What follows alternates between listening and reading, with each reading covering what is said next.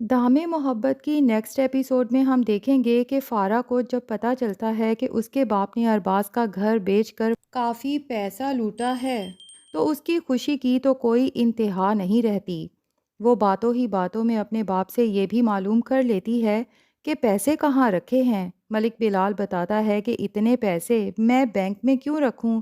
میں نے تو سارا پیسہ گھر میں اپنی الماری میں ہی رکھا ہے۔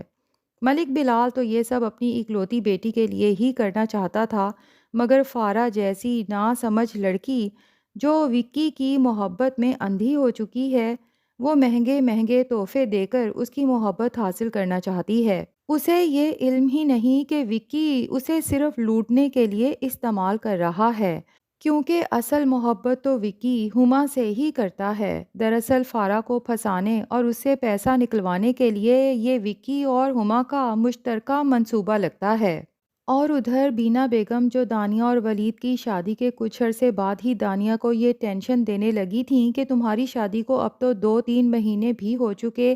لیکن ابھی تک کوئی خوشخبری نہیں آئی، تاکہ اپنے بیٹے کے سامنے بھی یہی دباؤ رکھا جا سکے اور شاید اسی بہانے اس کے بیٹے کی دوسری شادی بھی کروا سکیں۔ لیکن اب جب دانیہ واقع ہی امید سے نظر آ رہی ہے اور ڈاکٹر بتا دیتی ہے کہ بہو کے بے ہوش ہونے کی وجہ شاید یہی ہے کہ وہ ماں بننے والی ہے، تو بینا بیگم کے تو جیسے ہوش اڑ جاتے ہیں، کیونکہ ان کا ارادہ تو صرف اور صرف دانیہ کے ذریعے سعدیہ بیگم کو تنگ کرنے کا تھا، ورنہ وہ دانیہ کو اپنے بیٹے ولید کی زندگی میں مستقل تھوڑا رکھنا چاہتی تھیں۔ ان کا تو یہی پلان تھا کہ جب وہ اپنا بدلہ لے لیں گی تو پھر ولید سے کہیں گی کہ اب اس رشتے کو ختم کر دو۔ انہیں تو جب سے ذرا سا بھی یہ محسوس ہونے لگا ہے کہ ان کے بیٹے ولید کی ہمدردی دانیہ کے ساتھ بڑھتی جا رہی ہے، تب سے انہیں دانیہ سے مزید خطرہ محسوس ہونے لگا ہے۔ ایک آدھ بار وہ دبے لفظوں میں ولید سے یہ اظہار بھی کر چکی ہیں کہ میں اس لڑکی کو تمہاری زندگی میں زیادہ عرصے تک دیکھنا نہیں چاہتی، اور جب ولید اپنی ماں کی یہ باتیں سن کے نظریں چرانے لگتا تھا، بینا بیگم کو کھٹکا تو اسی وقت سے ہو رہا تھا۔ دانیہ کی بے ہوشی کی اصل وجہ بھی یہی دباؤ ہے اور اس کی ماں کا رویہ۔ سعدیہ بیگم کو اپنے شوہر کے ہارٹ اٹیک کے باوجود بھی اس بات کا ذرا سا احساس نہیں ہوتا کہ وہ اپنی باتوں سے دوسروں کے دلوں پر کس طرح چوٹ لگاتی ہیں۔ یہ تو شکر ہے کہ رملہ گھر میں موجود ہے اور وہ نیاز حسین کا پورا خیال رکھ رہی ہے، لیکن اس بات پر بھی سعدیہ بیگم کو شدید اعتراض ہے۔ اعتراض اس لیے نہیں کہ وہ خود اپنے شوہر کی خدمت کرنا چاہتی ہیں، بلکہ اس لیے کہ انہیں یہ بات ناگوار گزرتی ہے کہ ایک بہو بیٹی بن کر کیوں دکھا رہی ہے اور میرے شوہر کے آگے پیچھے کیوں گھومتی رہتی ہے۔ اس بات کا ذکر وہ اپنے بیٹے مراد کے سامنے بھی کر دیتی ہیں اور اپنی گھٹیا سوچ اس کے سامنے رکھتی ہیں کہ آخر تمہاری بیوی میری سگی بیٹی تو نہیں ہے نا، تو پھر وہ تمہارے باپ کے آگے پیچھے کیوں پھرتی رہتی ہے اور سارا سارا دن ان کے کمرے میں کیوں گزارتی ہے۔ اپنی ماں کی کڑوی کسیلی باتوں پر مراد کا صبر تو پہلے ہی ختم ہو چکا تھا اور وہ اپنے باپ کو ہارٹ اٹیک آنے سے پہلے ہی اپنی ماں سے صاف کہہ چکا تھا کہ اگر آپ کو رملہ پسند نہیں تو ہم اس گھر سے چلے جاتے ہیں، ہم صرف ابو کی بیماری کی وجہ سے یہاں رکے ہوئے ہیں۔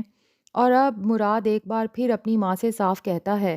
کہ اگر ابو بیمار نہ ہوتے تو میں اپنی بیوی کو لے کے کبھی کا یہاں سے چلا گیا ہوتا، لیکن اب جیسے ہی ابو ٹھیک ہوں گے تو میں فیصلہ کر چکا ہوں کہ میں یہ گھر چھوڑ دوں گا۔ لیکن سعدیہ بیگم کو ذرا احساس نہیں کہ وہ گھر کے حالات کو کس طرح مزید بگاڑتی چلی جا رہی ہیں۔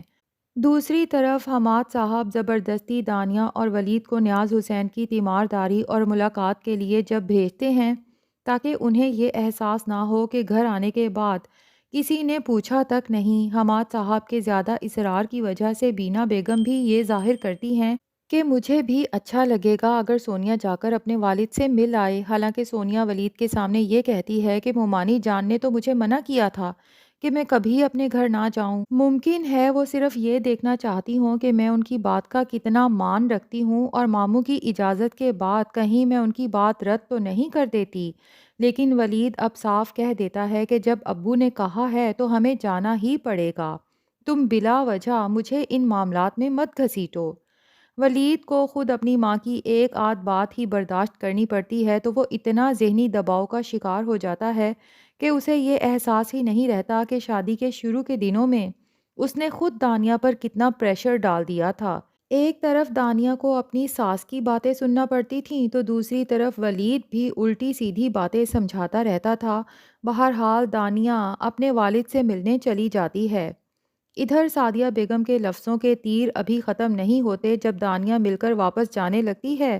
تو سعدیہ بیگم اس کے ہاتھ میں چند روپے تھما دیتی ہیں اور کہتی ہیں کہ تم میری بیٹی تو نہیں ہو، میرے بھائی کی بہو ہو، اس لیے پہلی بار ہمارے گھر میں اس رشتے سے آئی ہو تو نیک دینا تو بنتا ہے۔ گھر جا کر اپنی ماں کو بتا دینا کہ میں نے اس کی طرح رسم و رواج نہیں توڑے، اس نے تو میری بہو کو خالی ہاتھ ہی واپس بھیج دیا تھا، جبکہ میں نے اس کی بہو کو شگن دے کے رخصت کیا ہے۔ انہی باتوں کی وجہ سے دانیہ کا بلڈ پریشر اتنا بڑھ جاتا ہے کہ وہ گھر پہنچنے سے پہلے ہی بے ہوش ہو جاتی ہے۔ گھبراہٹ کے عالم میں ولید فوراً ڈاکٹر کو بلوا لیتا ہے۔ ڈاکٹر آ کر بینا بیگم کو بتاتی ہے کہ آپ کی بہو امید سے ہے۔ یہ خبر سن کر بینا بیگم کے چہرے کا رنگ اڑ جاتا ہے،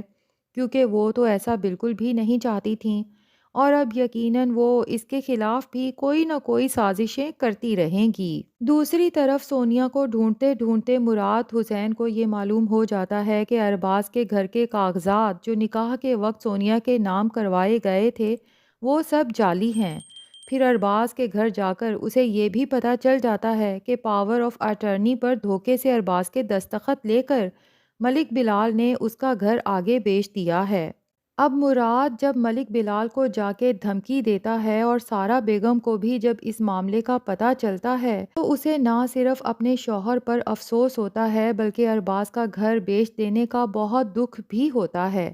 اس سے یہ بات صاف ثابت ہوتی ہے کہ فارا جیسی بیٹی ہونے کے باوجود سارا بیگم ایک اچھی فطرت کی مالک ہے۔ انہیں اب تک اس بات کا افسوس ہے کہ بلا وجہ شاہین بیگم کو گھر سے کیوں نکالا۔ وہ بار بار کہتی ہیں کہ شاہین بیگم میرے لیے میری بڑی بہنوں کی طرح تھیں اور میرے ساتھ بہت اچھی تھیں، انہوں نے کبھی مجھے سوکن والے رشتے سے نہیں دیکھا۔